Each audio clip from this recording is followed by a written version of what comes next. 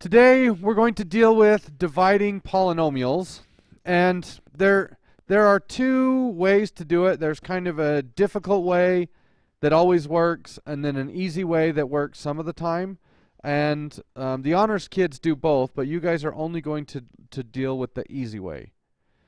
Okay, so let's talk about division and what division really means. If I had, let's say 24 divided by 3. Okay, and we've done this. Oh, that's bad. Let's not do that. Let's do 42 divided by 3. So back in your long division days, you put 42 inside this thing, and this is called the division algorithm. An algorithm is just a series of steps you follow to get to a specific result. So we put the 3 on the outside, and then we ask, how many times does 3 go into 4? Once. And then we do 1 times 3 is 3. And then what? We subtract them, and I get the 1. I bring down the 2, and I ask, how many times does 3 go into 12? 4. And the answer, and then 4 times 3 is 12. What does the 0 mean? There's nothing left. We call that number. Okay, it's good that it's a 0. But what is the name of this number? Nope, this is the quotient. Remainder. It's the remainder.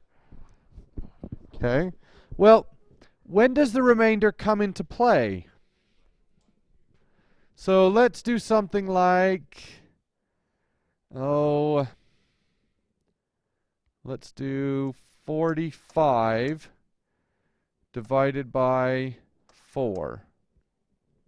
So I put the 4 on the outside, and I put the 45 in the middle. How many times does 4 go into 4? Once. 1 times 4 is 4. Subtract, and I get 0. Bring down the 5. 4 goes into 5 once. 1 times 4 is 4. Subtract, and I get 1. What does that 1 mean? There's 1 left over. Okay, what do I do with that 1? Okay, so do you guys remember this? Ah, good. I like that. Do you remember when you did 11 remainder 1? Well, that's the dumbest thing. This is what 11 remainder 1 means. Okay, I give you a 45-foot rope, and I ask, cut it into 4 equal pieces. And you say, okay. So you cut it into 4 lengths that are 11 feet, and then you hand me a 1-foot rope and say, this is the leftover. Did you accomplish the task? No, you cut it into 5 pieces. 4 of them are 11 feet long, and 1 of them is 1 foot long. And then I say, oh, okay, well, I need that rope cut into 4 pieces. So you take the 1-foot rope and you cut it into 4 pieces, but it's not attached.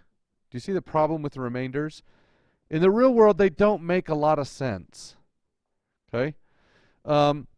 So here's what we do. We say 11 and, somebody said it, 11 and 1/4. Let's do that to begin with. Okay?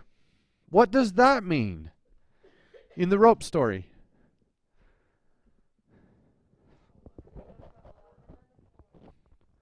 So each rope needs to be cut 11 feet long and 1/4 foot. And if we figure that out before we cut the 11 footers, then we actually end up with 4 ropes. So you could also say 11.25, but how did you know it was 1/4? Because I take this here and I divide it by the original divisor, 1/4.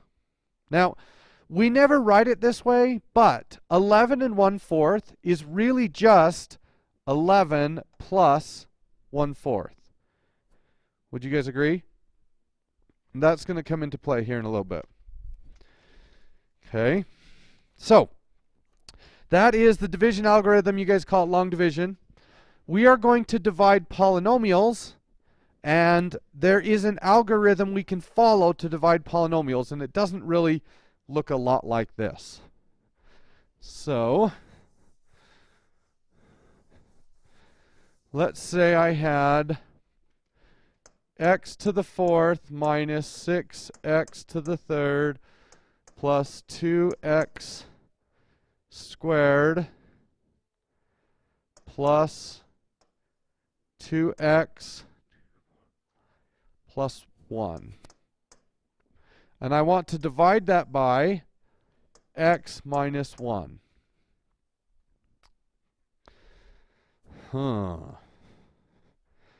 Well, x to the fourth has 4 factors, right? So x to the fourth looks like this. I just don't know what they are yet, right? And I'm going to divide by x minus 1. And if one of these is also x minus 1, then they'll cancel. Does that make sense? Just like if I had 2 times 2 times 3 times 5 times 6 over 5, then the 5's cancel, and the answer is just all of this stuff. Does that make sense? That's how numbers work. Well, polynomials are written out like factors. And because it's an x to the fourth, there are 4 factors. So when we divide this, we're going to find out, is x minus 1 one of the factors? How will we tell? How will we know if this cancels this when we do division? No. How do you know if a number goes in evenly?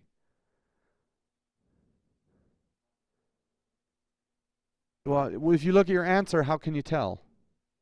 There's no remainder, right? So, here's how you do this. And pay close attention. It's really weird, but once you get it down, it's a super easy process. So first, I have to set the bottom equal to 0. Okay? And if x minus 1 equals 0, what does x equal? Not 0, 1. Because you add 1. So x equals 1. Now, I take that 1, and I put it in this corner, and then I write down all of the coefficients of this. So 1, negative 6, 2, 2, and 1. Okay? Now, the pattern is drop the first one, and then you multiply 1 times 1 is 1. Then you add. Negative 6 plus 1 is negative 5. Then you multiply. 1 times negative 5 is negative 5. 2 minus 5 is negative 3. 1 times negative 3 is negative 3. 2 minus 3 is negative 1. And 1 times negative 1 is negative 1. And then I get a 0. And that is your remainder. Okay, I know that's really weird, but this is the fast way to do things. There's another way to do it, but it's harder to do, and it always works. This one only works in specific cases, but you'll only see those cases, so it's not too big of a deal. Okay, so what's the answer? Well, my original equation was an x to the fourth. And what happens when you divide x to the fourth by x to the first? What is x to the fourth divided by x to the first? X to the third. So these numbers here are my new x to the third equation.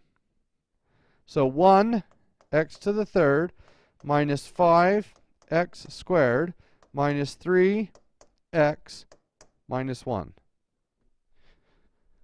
And that's the answer. Okay, so pull out something to write on. We're going to do another one together.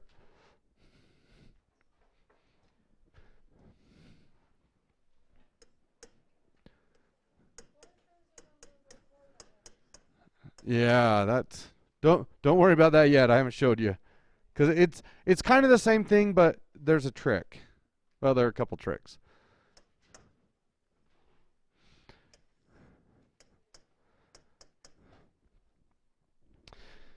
All right. Write down this problem. And we're going to do division. The type of division we're doing is called synthetic division.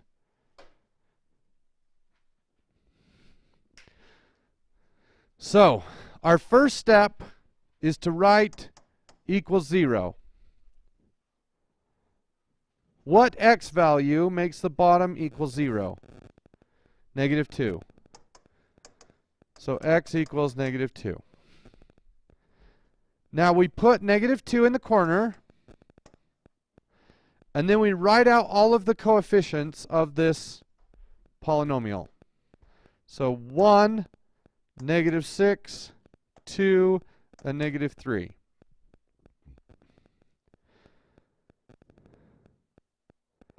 Everybody okay so far?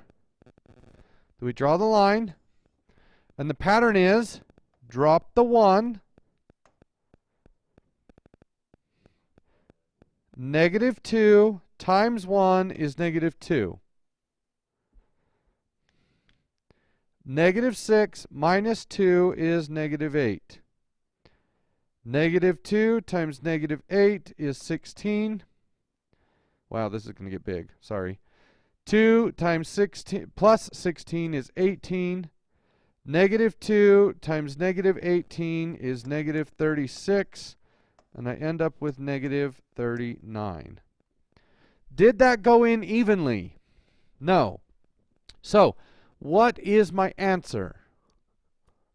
Well, the original was an x to the third, so the result should be x squared. So, 1x squared minus 8x plus 18, and now we have a remainder. So you can treat your remainder in two ways. The first way is to write remainder -39, which in my opinion is pretty stupid, because if you want to cut that rope into 4 pieces, the remainder doesn't make a lot of sense. I guess if you were dishing out Skittles, everybody gets 11 Skittles, and then I have 1 Skittle left over. But don't you want that Skittle, that fourth of a Skittle? Here's the other way to do it. Remember when we had remainder 1, and we did 1 divided by 4? We do the same thing here. We write plus, my remainder is -39, and my divisor is x plus 2. So those are the two ways to deal with the remainder. You can write remainder -39 or plus -39 over x plus 2. Okay? So let's look at this. Some of the problems have the synthetic division written out for you, and all you have to do is fill in the numbers. So notice, let me pull this over here. So I am dividing by x plus 7, which means -7 goes in the box. Then I drop the -1. -7 times -1 is 7. -7 plus 7 is 0. -7 times 0 is 0. 0 plus 0 is 0. -7 times 0 is 0. And I end up with a remainder of 9.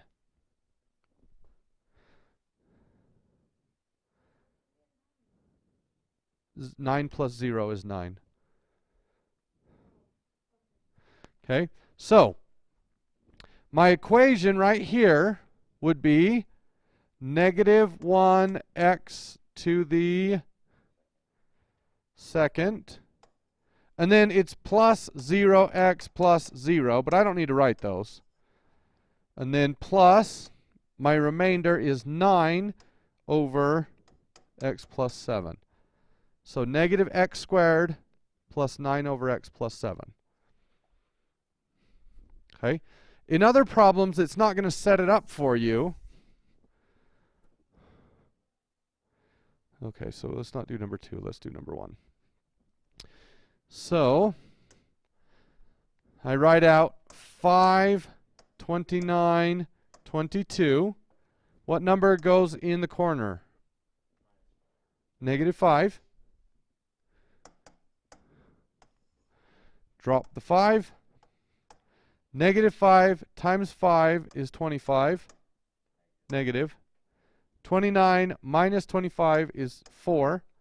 Negative 5 times 4 is negative 20. And my remainder is 2. I started with x squared. So my answer will be 5x plus 4. And then the two options are either remainder 2 or plus 2 over x plus 5. But you can see here, they just want you to tell you what the remainder is. Does that make sense? Okay, now, look at number 2. Number 2 works the same way, but there is a trick in there. So I'm going to write out 4, 14, 18, and 14. But what number do I put in the corner?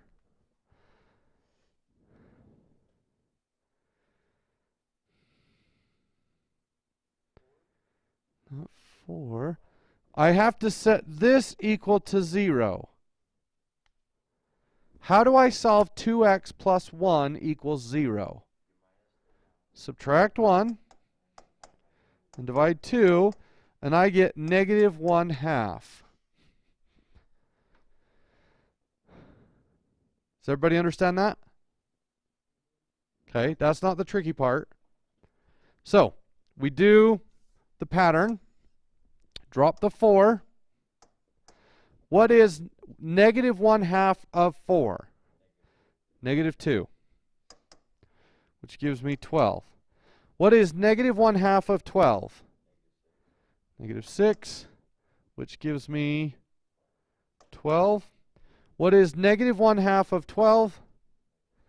Negative 6, and we end up with 8. Okay, here is the problem. If this number is not a 1, then your equation answer will be too large. Okay, so we want to say the answer is 4x squared plus 12x plus 12, remainder 8, right? But because this number is a 2, all of these are going to be 2 times bigger than they actually should be. So I need to go through and divide each one of those by 2. Not the remainder, just the coefficients. So it's actually 2x squared plus 6x plus 6, remainder 8. Can you guys remember that? Let's do another one of those.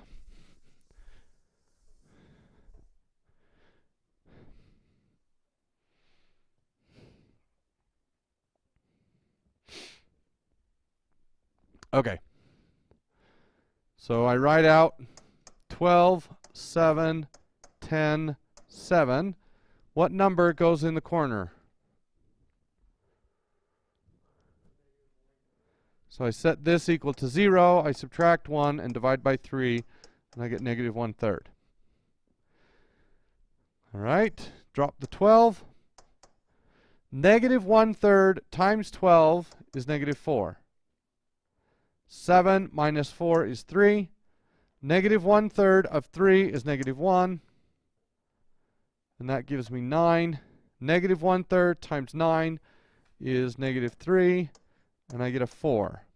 But all of these numbers need to be divided by 3. So the answer will be 4 x to the second plus x plus 3 with the remainder of 4. Okay, that might be everything. Let me look.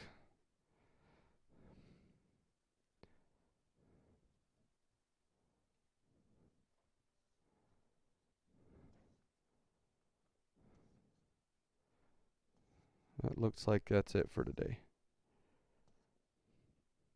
Okay, get to work.